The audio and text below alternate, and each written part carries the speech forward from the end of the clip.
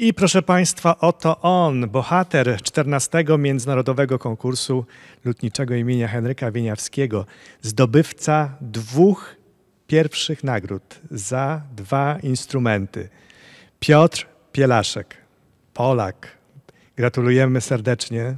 Naprawdę to jest wielkie osiągnięcie. No powiedz, jak się czujesz? Jak już wiesz, że jesteś takim zwycięzcą, jakby młodzi powiedzieli, sztos. Tak, zgadza się. Bardzo się cieszę. Wiadomo, że biorąc udział w konkursie liczy się na jak najlepszy rezultat, ale to zawsze jest niesamowita radość i no, jeszcze do mnie to do końca nie dotarło, więc cały czas sobie muszę uświadamiać, że udało się. No to powiedz coś o tych zwycięskich instrumentach. Jak długo nad nimi pracowałeś?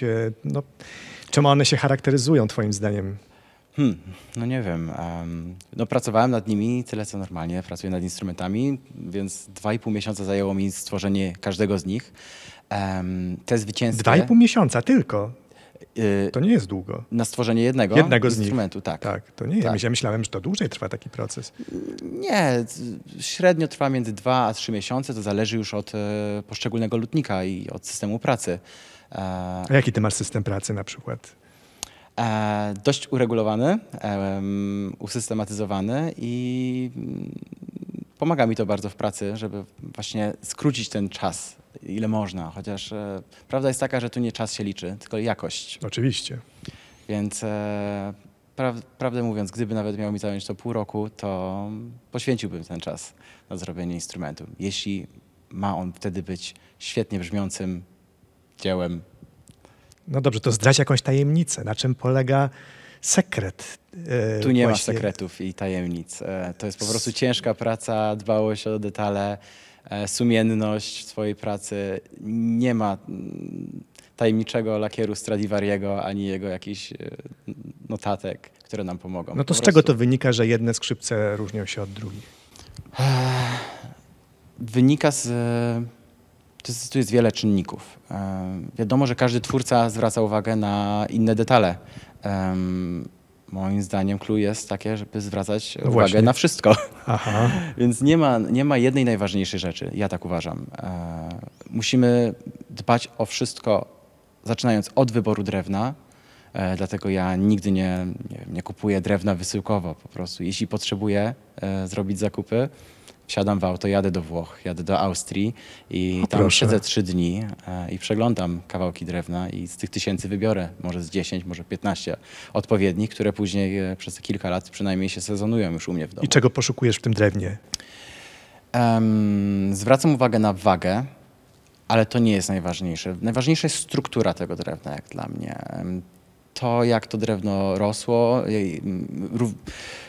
przyrosty, które muszą być fajne, równoległe, równomierne na całości, włókna, które idą prosto, promienie rdzeniowe, które są także widoczne. Tam jest dużo poszczególnych elementów, na które się zwraca uwagę. Można także sprawdzać prędkość rozchodzenia się dźwięków w kawałku drewna, by sprawdzić, jaka jest jego względna sztywność. To jest wiele elementów, ale tak naprawdę pierwsze wrażenie po wzięciu kawałka w rękę już dużo nam mówi. I często jest tak, że biorąc ten... Czyli już wiesz, to jest to. Tak, wtedy już się tylko upewniam, mierząc pewne rzeczy i oglądając go dokładnie, robiąc inspekcję, ale często już od razu wiadomo, już to czuję. No dobrze, po drewno na przykład jedziesz do Włoch. Jakie jeszcze inne materiały musisz zdobyć i gdzie? Najczęściej. Najczęściej. No to jest głównie drewno tak naprawdę. Osprzęt typu kołki, strunociąg, podbródek, to zależy już od lutnika. No ja najczęściej zamawiam od wytwórcy, który na zamówienie mi robi w Niemczech. Ale tych wytwórców jest kilku w Europie. I tak naprawdę tyle. No lakier, który także gotujemy z oleju lnianego i z żywic sami. I pigmenty z korzenia marzanny. Jest parę tych rzeczy, które później się przygotowuje. Ale tak naprawdę to tyle. A później to już ciężka praca i spędzone godziny. Ale co wpływa właśnie na to brzmienie, że zachwycamy się brzmieniem jakiegoś instrumentu? Ale co najbardziej? Ale... Nie da się powiedzieć, tak? Znaczy, że jest jedna rzecz, która bardziej niż inna. Być może ktoś inny by odpowiedział ci inaczej, ale dla mnie właśnie ważne jest to, żeby te wszystkie czynniki grały ze sobą. by do danego kawałka drewna dopasować odpowiednie sklepienie instrumentów, stworzyć w odpowiedni sposób. W zależności od sklepienia różne są też grubości później tych płyt. I jakby jedna rzecz wynika z drugiej i musimy nauczyć się je odczytywać i pracować z nimi. Kto cię tego nauczył? No, najpierw szkoła, a później... Szkoła w Poznaniu? Tak, w Poznaniu. Czyli tutaj jest jakiś kierunek, tak, na studiach? Tak. Najpierw Związany z lutnictwem? Tak, zgadza się. Najpierw liceum muzyczne na Solnej, gdzie także byłem na lutnictwie, a później Akademia Muzyczna i już kierunek lutnictwa artystycznego. Czyli jak długo trwa taka edukacja? Liceum 3 lata, Akademia Muzyczna 5, chociaż w moim przypadku nieco krócej, ponieważ po 4. roku zrezygnowałem na rzecz pracy za granicą. Bo jednak żeby asystować, prawda? Tak, już dostałem po prostu pracę jako asystent we Francji, w fajnej pracowni, bardzo znanej, w której no, przez długi czas do której próbowałem się dostać i w końcu się udało, więc zrezygnowałem ze studiów na rzecz tej pracowni. I tam się nauczyłem najwięcej tak naprawdę.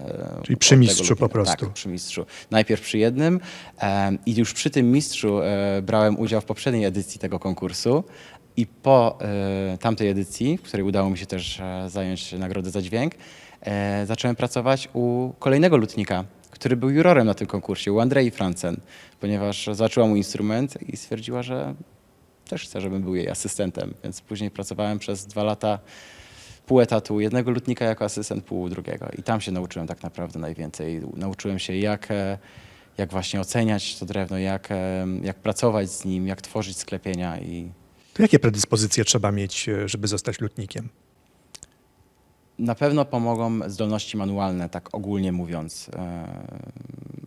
Umiejętność pracy z narzędziami. Nie wszyscy posiadają takie umiejętności, wiadomo, że można je wyćwiczyć, ale są osoby, które... Precyzja jest bardzo ważna, tak, prawda? Tak, myślę, że tak. To jest bardzo ważne. Taki chirurg troszkę. Troszkę tak, ponieważ instrument nie musi być sterylny, on nie musi być idealnie wykończony. Są elementy, w których niekiedy nawet specjalnie zostawiam ślady od narzędzia, by zostawić ten charakter instrumentu, pokazać, jakimi narzędziami pracowałem. Aha. Rzeźbiąc główkę, nie czyszczę jej papierem ściernym, zostawiam ją od noży, od cyklin, od dłut, po to, żeby właśnie być może za 50 lat, 100 lat ktoś mógł ocenić, w jaki sposób to było tworzone. Ale ta precyzja znowu jest potrzebna w innych elementach instrumentu, gdy na przykład, nie wiem, trzeba tak typowo technicznie osadzić szyjkę albo dopasować belkę basową wewnątrz, to ta precyzja jest wymagana i jest konieczna. No dobrze, co poza precyzją? Dokładnością właśnie. Nie wiem. Generalnie... Jakieś cechy charakteru może? Być może też. One na pewno też się objawiają później w końcowym dziele. Cierpliwość? W końcowym instrumencie. Cierpliwość, tak. Przydaje się jak najbardziej, tym bardziej, że trzeba wiele godzin spędzić. Szczególnie na początku. Z biegiem lat każdy lutnik zdobywa większą wprawę i jest mu coraz łatwiej i szybciej jest w stanie robić te instrumenty, ale szczególnie na początku trzeba mieć dużą cierpliwość, by nauczyć się tych podstaw. Więc i tak jest to konieczne, bo to nie idzie szybko. Bo ty jesteś taką osobowością dosyć komunikatywną, otwartą. Ja zawsze miałem wyobrażenie, że lutnik to jest taki introwertyk, który właśnie jest skupiony na swojej pracy, że raczej odcina się od świata, ale ty chyba masz bardzo dobry kontakt z klientami, ze światem, prawda? No właśnie, jak ten kontakt z klientem wygląda?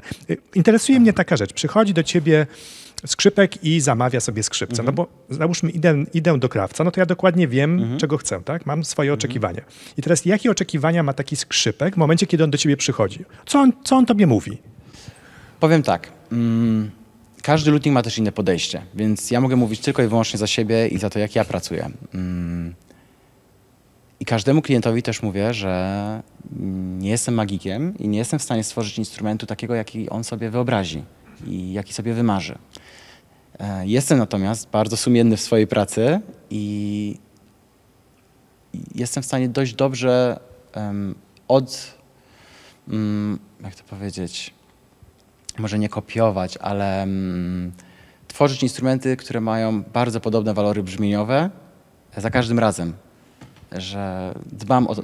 Że każdy instrument jest tak samo dobry od strony brzmienia. Więc jest muzyk, któremu na przykład się spodobał mój instrument, usłyszał go na konkursie, a może usłyszał go, gdy był na jakimś koncercie, być może jego kolega ma mój instrument i stwierdził, że tak, to jest instrument, który mu odpowiada i on też by chciał taki instrument mieć i zgłasza się do mnie. Wtedy my, pracując razem, jesteśmy w stanie zbudować instrument, który będzie mu odpowiadał. Ale to zawsze będzie instrument, który będzie miał takie, a nie inne brzmienia charakterystyczne. Nawet tutaj było słychać przy przesłuchaniach, które dwa instrumenty brzmiały podobnie. Przynajmniej ja słyszałem. I to były, rozumiem, chodziło o twoje na przykład. Tak, z tego co wiem, tak. Więc, ale na ile skrzypce są spersonalizowane, w sensie, że dostosowane bezpośrednio już do potrzeb skrzypka? Dźwiękowo? Dźwiękowo pewnie mniej, tak, ale bo właśnie w innych aspektach. By instrument brzmiał jak najlepiej, biorąc pod uwagę to, jakiego dźwięku ja szukam Tak. i jaki dźwięk tworzę, jaki moje instrumenty mają normalnie charakter. Pod względem reszty możemy personalizować, możemy używać różnego drewna o różnym wyglądzie, możemy używać lakierów o różnych odcieniach, możemy wybierać różny osprzęt. I to jest i dużo, i niedużo. A były jakieś takie dziwne zamówienia, na przykład, nie wiem, różowe skrzypce? Nie, na takie bym się nie zgodził nawet. Aha, okej. Ale to też zależy, bo są klienci, którzy faktycznie chcą brać większy udział w procesie tworzenia i wybierać kolor, na przykład instrumentu, kolor, może odcień, kolor to jest złe słowo, odcień instrumentu. Ale wielu jest też takich, którzy uważają, że nie, zgłosiłem się do ciebie, bo ufam tobie i chcę, byś stworzył mi takie skrzypce, żeby one były właśnie personalne, ale żeby one miały charakter twórcy, a nie jakiś charakter narzucony przez kogoś. Czyli tak jak idziemy, nie wiem, do słynnego projektanta na przykład. Tak. I wiemy, czego się możemy Dokładnie. spodziewać. I nie narzucamy mu możemy mu dać jakieś wskazówki, ale nie narzucamy, jak ma coś zrobić i w ten sam sposób ja staram się pracować. Więc gdybym dostał jakieś bardzo dziwne zamówienie, na pewno bym się nie zgodził. Czyli jest gdzieś granica. Tak. Czyli jakiej granicy na pewno byś nie przekroczył? Ja myślę, że dość szybko te moje granice by się kończyły, ponieważ ja staram się bardzo, bardzo klasycznie tworzyć instrumenty, więc chociażby... Czyli to jest ta szkoła tak zwana kremońska? Jak to... Tak, generalnie tak, możemy to tak nazwać. A więc na pewno nie pójdę w jakieś... ekstrawagancje. Tak, w ekstrawagancje, w jakieś skrajne kolory, chociaż teraz zaczynam myśleć coraz bardziej... Czy to jest ekstrawaganckie? Właśnie kolejna sprawa. Myślę o używaniu innych materiałów, ponieważ to już zaczyna być problematyczne, używanie chociażby hebanu i gatunków drewna egzotycznego w instrumentach. Od palisandru już się odchodzi. Hebanowe podstrunnice jeszcze są w użytku, ale jest coraz ciężej o dobrej jakości heban, więc teraz zaczynam się interesować, już konsultowałem z wieloma kolegami, drewna europejskiego, które jest utwardzane chemicznie, żywicami. To jest w tym klasycznym lutnictwie, to jest dość ekstrawaganckie. Czyli to już jest jakaś ewolucja taka troszkę? Troszkę tak, to będzie wyglądało bardzo podobnie, ale to już nie będzie heban, to już będzie na przykład jawor lub orzech utwardzony. I dla mnie to jest niesamowicie ciekawe, więc zobaczymy. Ale rozumiem, że technologie, informatyka jeszcze nie weszły w ten obszar. Powiem tak, od strony akustycznej są lutnicy, którzy przeprowadzają bardzo dużo badań. Ja sprawdzam instrumenty akustycznie, sprawdzam mody brzmień, mody drgań płyt, ale dla mnie to jest jakiś dodatek. Ja mogę się upewnić, czy dane grubości są dobrze zrobione w ten sposób, porównując moje notatki z każdego instrumentu. Ja dla każdego instrumentu prowadzę bardzo obszerne notatki, w których mam właściwie wszystkie dane zapisane. Okay. I wtedy tworząc instrument mogę zajrzeć w historię, w moje notatki, sprawdzić, czy już robiłem z takiego samego drewna, ponieważ często kawałki drewna są ponumerowane, wiem dokładnie, z którego drzewa jest wycięty ten fragment i z której części pnia nawet, w zależności od osoby, która ścinała to drewno. Więc wtedy mogę sprawdzić, czy już robiłem z tego kawałka drewna. A jeśli robiłem i na przykład klient chce, właśnie konkretny przykład, słyszał jedne skrzypce i chciałby mieć drugie, które będą brzmiały bardzo podobnie, ponieważ tamte brzmiały już świetnie, to ja jestem w stanie odszukać dokładnie, jakiego drewna użyłem, spróbować znaleźć takie samo drewno lub podobne i mając tamte notatki, informacje na temat wysokości sklepień, samych sklepień, ponieważ robię obrysy grubości, częstotliwości drgań, płyt, to wszystko pomaga mi w odtworzeniu tego brzmienia. Powiedz, no bo w dzisiejszych czasach bardzo ważne jest, żeby w jakiś taki skuteczny sposób dawać o sobie znać światu, tak? Że istnieje, że jestem świetnym lutnikiem. I jak ty właśnie wykorzystujesz, nie wiem, współczesne technologie w zakresie komunikacji, żeby po prostu docierać do swoich potencjalnych klientów? No, najczęściej media społecznościowe. Instagram i Facebook rządzą, akurat jeśli o to chodzi, w moim wypadku. Czyli jesteś aktywny w mediach społecznościowych? Tak, staram się, chociaż nie jest dla mnie to naturalne, by wrzucać codziennie relacje na przykład. I tego nie robię. Insta Stories? Tak, nie. To Ale teraz będzie, rozumiem, z konkursu. No musi być. No, proszę cię. Ale tak na co dzień tego nie robię. Wrzucam co 2-3 dni jakieś zdjęcie pokazujące proces budowy instrumentu. Ponieważ wiele osób to interesuje, muzyków, ale także innych lutników. Ja mam co chwilę jakieś zapytania od kolegów lutników z całego świata. Zrobiłeś tutaj tak, a czy możesz zdradzić, jakich narzędzi używasz, jakich wymiarów? I zdradzasz? Tak. Czyli to nie są żadne tajemnice? Nie, tak jak wspomniałem wcześniej. To jest skrupulatność i sumienność i ciężka praca, a naprawdę ja uważam, że tu nie ma tajemnic. Jeśli ktoś nie będzie ciężko pracował, to nawet mając wszelkie potrzebne informacje nie stworzy dobrego instrumentu. Więc ja się tym wszystkim dzielę, bo gdybyśmy się nie dzielili, to lutnictwo by się nie zmieniało. A czujesz też taką misję popularyzowania tego zawodu wśród, nie wiem, młodych ludzi? Trochę tak. Stąd też udział w obecność w mediach społecznościowych.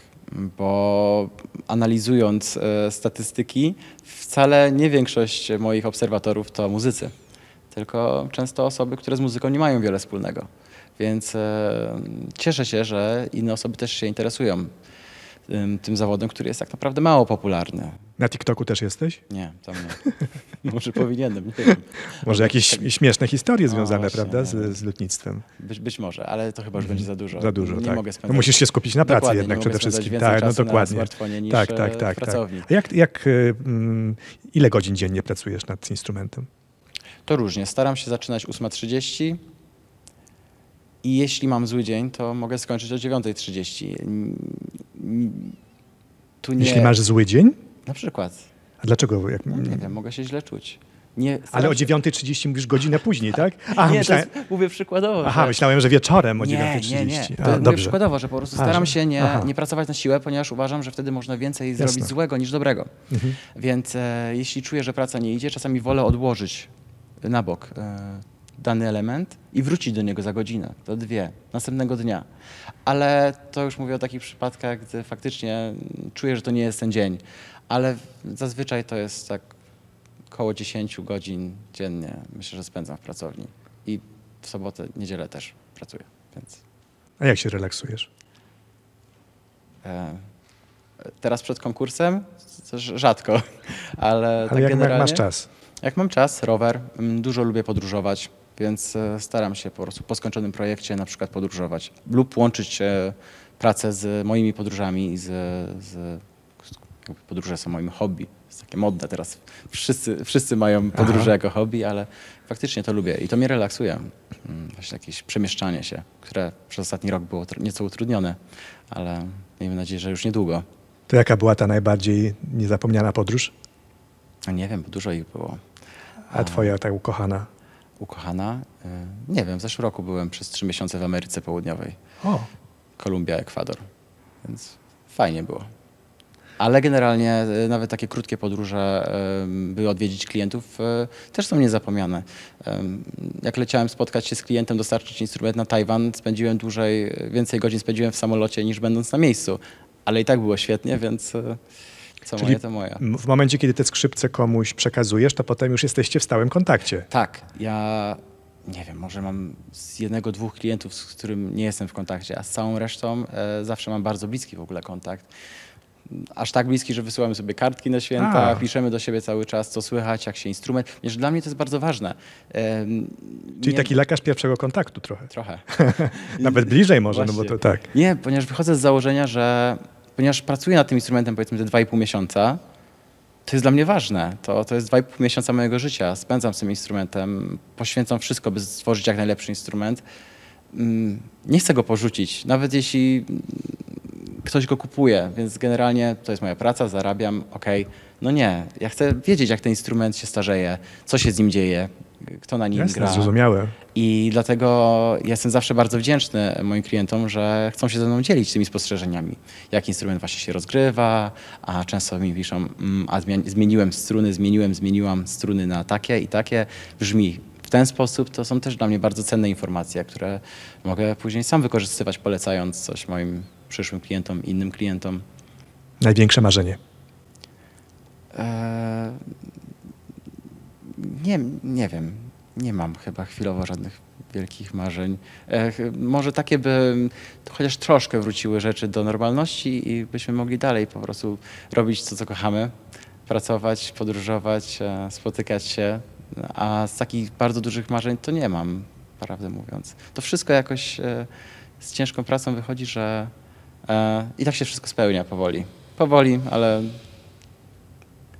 Dobrze, bardzo Ci dziękuję, żeby się wszystko spełniało, żebyś po prostu tworzył cudowne instrumenty, które po prostu są najbardziej pożądanymi na świecie i po prostu, żeby była też taka harmonia w ogóle w życiu. Tak, to jest ważne. Tak mi się wydaje. Wszystkiego dobrego, Piotrze. Dziękuję bardzo. Dziękuję bardzo.